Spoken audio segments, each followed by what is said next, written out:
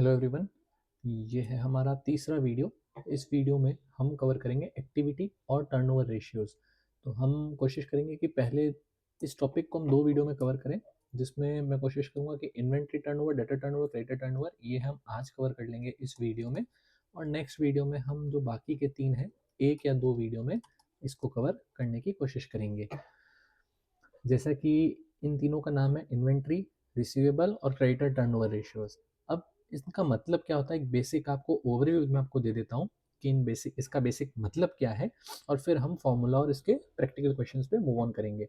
Inventory turnover का simple सा मतलब है कि माल कितना जल्दी बिक रहा है, यानी जो आपकी सेल हो रही है, जो गुड्स आप बेच रहे हो, वो कितना जल्दी आपका जो स्टॉक का जो मूवमेंट है वो कितना जल्दी हो रहा है, वो कितने जल्दी फिनिश गुड्स में कन्वर्ट होके एक्चुअल सेल्स में कन्वर्ट हो जाता है। तो वो आता है इन्वेंट्री टर्नओवर में। रिसीवेबल टर्नओवर का मतलब है कि आपका जो पैसा है, जो आपने क्रेडिट सेल्स करी है मार्केट में, वो कितना जल्दी आपको कैश में रियलाइज हो जा रहा है। और तीसरा है क्रेडिटर टर्नओवर, जो आपने उधार पे परचेज करी है, वो कितने समय में आप उनको पेमेंट कर पा रहे हो। तो ये तीनों आपका एक तरह से इन्वेंट्री हो गया आपका, कि इन्वेंट्री डेड स्टॉक तो नहीं है, एक्चुअल में सेल हो रहे हैं या नहीं हो रहे हैं गुड्स का, ये हो गया इन्वेंट्री टर्नओवर। जो सेल आपने क्रेडिट पे करी है वो कितने समय में रियलाइज हो रही है, और तीसरा जो परचेज आपने क्रेडिट पे करी है उसको आप पेमेंट कितने दिनों में कर पा रहे हो। तो ये टर्नओवर, तीनों टर्नओवर रेशियोज आपको ये बताते हैं। एक क्वेश्चन की तरफ मूव ऑन करते हैं। सबसे पहले मैं आपको फॉर्मूला बता देता हूँ इन्वेंट्री टर्नओवर, डेटा टर्नओवर और क्रेडिटर टर्नओवर का। इन्वेंट्री टर्नओवर इन्वेंट्री से रिलेटेड है, तो जो cost of goods sold upon average inventory. Debtor turnover sales से रिलेटेड है, तो net credit sales upon average receivables. और तीसरा है क्रेडिटर टर्नओवर, ये परचेज से रिलेटेड है, तो net credit purchase upon average pebbles.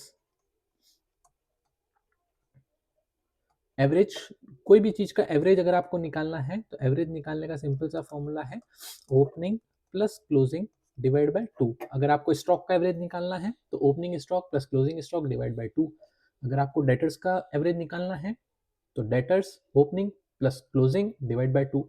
अब एवरेज रिसीवेबल लिखा है यहाँ पे, तो रिसीवेबल के अंदर डेटर्स भी आ जाएंगे और बिल्स रिसीवेबल भी आ जाएंगे। उसी तरीके से पेबल के अंदर क्रेडिटर्स भी आ जाएंगे और बिल्स पेबल भी आ जाएंगे। तो क्वेश्चन में अगर आपको क्रेडिटर्स का भी ओपनिंग और बिल्स पेबल का भी ओपनिंग क्लोजिंग दे रखा हो, तो आप इन दोनों को प्लस करेंगे और क्लोजिंग को भी दोनों में प्लस करके डिवाइड बाय 2 करेंगे। एवरेज पेबल की डेफिनेशन में क्रेडिटर्स और बिल्स पेबल दोनों आएंगे, जी आप जरूर ध्यान रखिएगा। दूसरा, कभी कभी हो सकता है क्वेश्चन में आपको सिर्फ एक फिगर दे रखा हो, जैसे ऐसा लिख दिया क्रेडिटर्स 50,000 रुपये और बिल्स पेबल 50,000 रुपये। अब इसमें कहीं पे भी आपको ओपनिंग क्लोजिंग की बात नहीं की, तो अब आप इसका एवरेज नहीं निकालेंगे, आप सीधा एवरेज पेबल को 1,00,000 रुपये मान के ऊपर जो भी आपकी परचेज की वैल्यू है आप वो वहाँ पे रख देंगे और आपका रेशियो आप निकाल लेंगे। जब आपको ओपनिंग क्लोजिंग नहीं दे रखा है तो आपको डिवाइड बाय 2 नहीं करना है, जी आप हमेशा ध्यान रखिएगा। कॉस्ट ऑफ गुड्स सोल्ड का फॉर्मूला मैं आपको बता देता हूँ इन्वेंट्री टर्नओवर रेशियो में जो काम आएगा। कॉस्ट ऑफ गुड्स सोल्ड, दो फॉर्मूले हैं इसके। सबसे पहले सेल्स जो आपने करी है उसमें से अगर मैं जीपी हटा देता हूँ तो मेरा आ जाएगा क्या, कॉस्ट ऑफ गुड्स सोल्ड। दूसरा जो फॉर्मूला है वो ये है opening stock plus purchase plus direct expenses और माइनस क्लोजिंग स्टॉक। तो ये भी आपका कॉस्ट ऑफ गुड्स सोल्ड निकल जाएगा। क्वेश्चन हम देख लेते हैं। एक क्वेश्चन आपको नीचे यहाँ पे दे रखा है।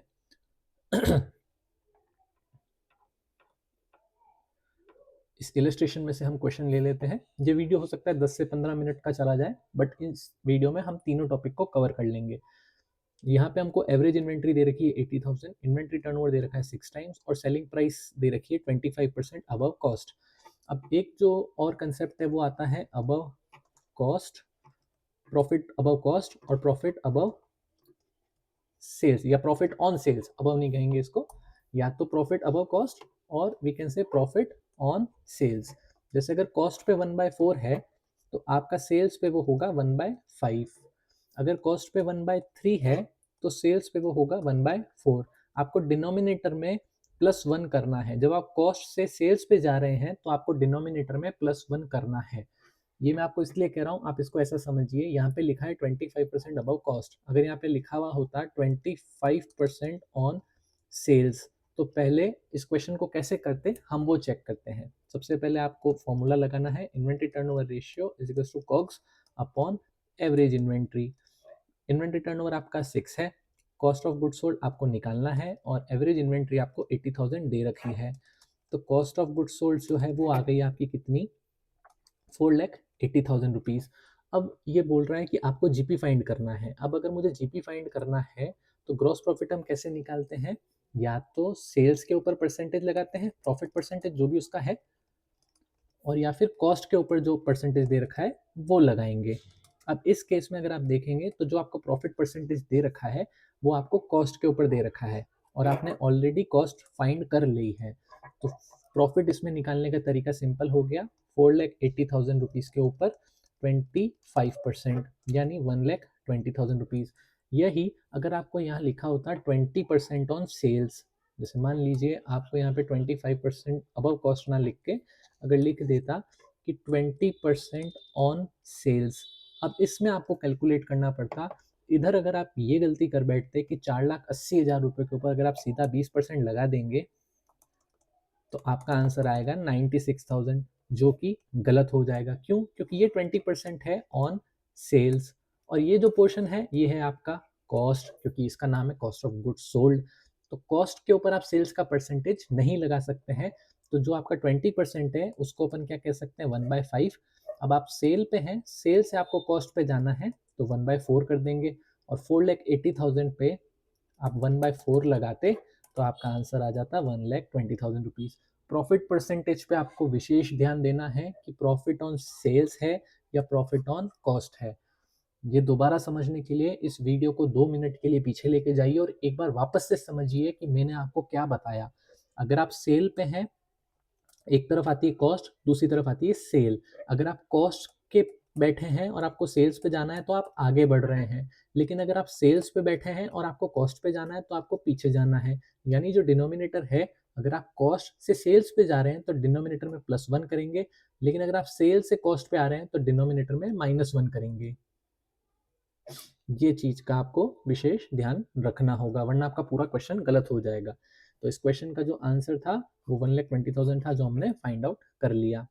अब नेक्स्ट जो क्वेश्चन है वो भी हम देख लेते हैं। यहाँ पे बता रहा है एनुअल रेवेन्यू फ्रॉम ऑपरेशन है आपका 2,00,000 रुपये और 20% on cost of revenue from, ये आपका जीपी परसेंट है। ये जीपी परसेंट किस पे है, ये जीपी परसेंट आपका सेल्स के ऊपर है और ऊपर आपको यहाँ क्या दे रखा है, सेल्स का ही फिगर दे रखा है। तो जीपी अगर आप कैलकुलेट करेंगे तो सिंपली 2,00,000 रुपये के ऊपर 20% आपका जीपी, यानी 40,000 रुपये का आपका जीपी हो जाएगा। अब आपको इन्वेंट्री ओपनिंग प्लस क्लोजिंग दे रखी है तो इन दोनों का आपको एवरेज निकालना है। तो एवरेज इन्वेंट्री आपकी हो जाएगी 38,500 प्लस 41,500 डिवाइड बाय 2, यानी 80,000 डिवाइड बाय 2, यानी 40,000 रुपीज़। अब आपको इस क्वेश्चन में फाइंड क्या करना है, inventory turnover ratio. Inventory turnover ratio का फॉर्मूला क्या होता है, COGS upon average inventory. COGS हमको निकालनी है कैसे, सेल में से प्रॉफिट माइनस कर देंगे। हमारा जीपी है 40,000, वो हमने माइनस कर दिया और यहाँ पे डिवाइड में भी 40,000 डाल दिया। तो हमारा आ जाएगा आंसर 1,60,000 डिवाइड बाय 40,000, यानी 4 टाइम्स हमारा आंसर आ गया। उम्मीद करता हूँ ये वाला रेशियो आपको अच्छे से समझ आया हो। अब हम मूव ऑन करेंगे डेटर टर्नओवर, क्रेडिटर टर्नओवर की तरफ।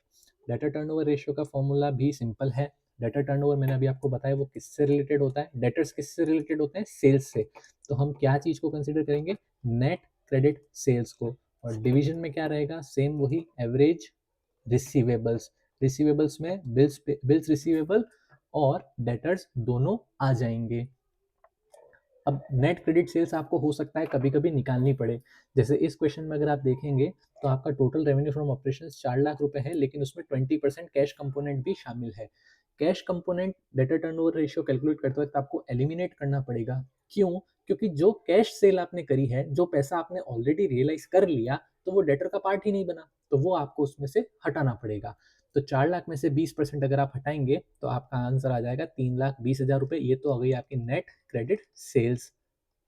और दूसरा, ट्रेड रिसीवेबल ओपनिंग दे रखा है, क्लोजिंग दे रखा है, तो 1,60,000 को अगर आप डिवाइड बाई 2 करेंगे तो ये आपका आ जाएगा 80,000 रुपीज़। अब 3,20,000 डिवाइड बाई 80,000 अगर आप करेंगे तो आपका आंसर आ जाएगा 4 टाइम्स। एग्जाम में आपको कैसे करना है मैं आपको बता देता हूँ। पहले आप पूरा लिखेंगे, debtor turnover ratio is equals to net credit sales divide by average receivables. फिर अगर आप एवरेज रिसीवेबल्स फाइंड आउट कर रहे हैं तो पहले एवरेज रिसीवेबल का फॉर्मूला लिखेंगे, opening receivable plus closing receivable divide by 2। Exam में आप सीधा आंसर करके नहीं आ सकते हैं, आपको पहले फॉर्मूला लिखना होगा। तो ये था हमारा debtor turnover ratio. Debtor turnover ratio निकालने के बाद आप चाहें तो पेमेंट रिसीवेबल डेज भी निकाल सकते हैं कि कितने दिनों में पेमेंट आता है। कैसे निकालेंगे? जैसे मान लेते हैं साल में 12 महीने होते हैं और आपका जो इसमें आंसर आया वो है डेटर टर्नओवर रेशियो 4 टाइम्स। तो एवरेज रिसीवेबल पीरियड कैसे निकालते हैं? Average receivable period is equals to number of months upon debtor turnover ratio. तो नंबर ऑफ मंथ्स है 12, अब आपका डेटर टर्नओवर रेशियो है 4, तो ये आपका आ गया 3 मंथ्स। अब मान लीजिए डेज में निकालना हो, क्वेश्चन में दे रखा होगा कि एज्यूम ईयर हैज 360 डेज, तो 360 डिवाइड बाय 4 यानी 90 डेज। और अगर एग्जाम में कुछ नहीं दे रखा है कि डेज कितने कंसीडर करने हैं, तो आपको 365 को कंसीडर करना पड़ेगा और जो भी आंसर आएगा वो आपको यहाँ पे लिख के नंबर ऑफ डेज में लिखना होगा। अब हम आते हैं ट्रेड पेबल के ऊपर। ट्रेड पेबल टर्नओवर रेशियो और we can say creditor turnover ratio. Creditor turnover ratio के लिए क्रेडिटर किससे रिलेटेड होते हैं? नेट क्रेडिट परचेज के रिलेटेड होते हैं, क्योंकि क्रेडिटर हम परचेज वाले को क्रेडिटर कहते हैं। Divide by average payable. हम एक सीधा क्वेश्चन देख लेते हैं ताकि आपको भी थोड़ा सा क्लियरली समझ में आ जाए। हम ये क्वेश्चन ले लेते हैं। रेवेन्यू फ्रॉम ऑपरेशंस आपका 875, इसमें क्रेडिटर दे रखा है, बिल्स रिसीवेबल दे रखा है, बिल्स पेबल दे रखा है, परचेज दे रखा है, ट्रेड डेटर्स दे रखा है। इसमें ओपनिंग और क्लोजिंग नहीं दे रखे हैं तो आपको एवरेज क्लॉज नहीं लगाना है। अब अगर मैं इसमें डेटर टर्नओवर रेशियो निकालता हूँ तो मेरा revenue from operations 8,75,000 upon average receivables, लेकिन एवरेज रिसीवेबल्स को आप डिवाइड बाई 2 नहीं करेंगे तो क्या हो गया 48,000 प्लस 59,000, ये आपका हो जाएगा डेटर टर्नओवर। क्रेडिटर टर्नओवर के लिए आपको चाहिए क्या? Net purchase. जब परचेज ही दे रखी है तो वही मान लेंगे कि वो नेट परचेज ही है, कहीं पे परचेज रिटर्न नहीं दे रखी है तो हम उसी को नेट परचेज मान लेंगे। क्रेडिटर्स आपके 90,000 के हैं और 52,000 के आपके बिल्स पेबल है। इन दोनों को अगर आप सॉल्व करेंगे तो आपका आंसर आ जाएगा। कैलकुलेट करके देख लेते हैं। एग्जाम में आपको कैलकुलेटर अलाउ नहीं होगा तो अपनी स्पीड को ज़रूर से ध्यान में रखें कि एग्ज़ाम में आपको खुद को ये चीज़ करनी है, तो बिना कैलकुलेटर की हेल्प के आपको ये चीज़ करनी पड़ेगी। तो ये आपका हो गया 8,75,000 divide by 1,07,000, 875 divide by 107, that comes to 8.17 और यू कैन से 18 टाइम्स। और ये आपका हो जाएगा 4,20,000 रुपीज़ डिवाइड बाय 1,42,000 रुपीज़। तो 420 divide by 142, that 420 divide by 142, that comes to 2.96 times.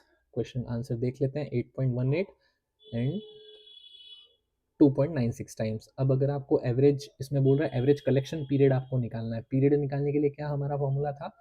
Number of months में अगर आपको निकालना है तो 12 बाय 8.18, तो 12 डिवाइड बाय 8.18, ये आपका आ गया 1.47 मंथ्स।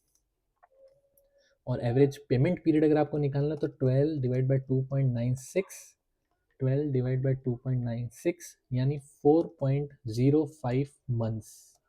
यानी आपके डेटर्स आपको एक महीना लगभग 1.47 मंथ्स में पैसा दे देते हैं और आप क्रेडिटर्स को लगभग 4.05 महीनों में क्रेडिटर्स को पेमेंट करते हैं। इसमें डेज में निकाला है और डेज इसने 365 कंसीडर किए हैं, तो आप उस तरीके से भी कर सकते हैं। डेज में निकालने के लिए 365 डिवाइड बाय 8.18, 365 डिवाइड बाय 8.18 ये आएगा 44.62। तो हम इसको राउंड ऑफ कर देंगे 45 डेज पे, यानी आपके डेटर्स आपको 45 दिन में पैसा लौटाते हैं। और 2.96 से अगर आप इसको डिवाइड करेंगे, 365 डिवाइड बाय 2.96, आप अपने क्रेडिटर्स को पेमेंट करते हैं 123 डेज में। यानी आप 45 डेज में पेमेंट कलेक्ट तो कर लेते हैं, लेकिन क्रेडिटर्स को पेमेंट आप 123 दिन में करते हैं।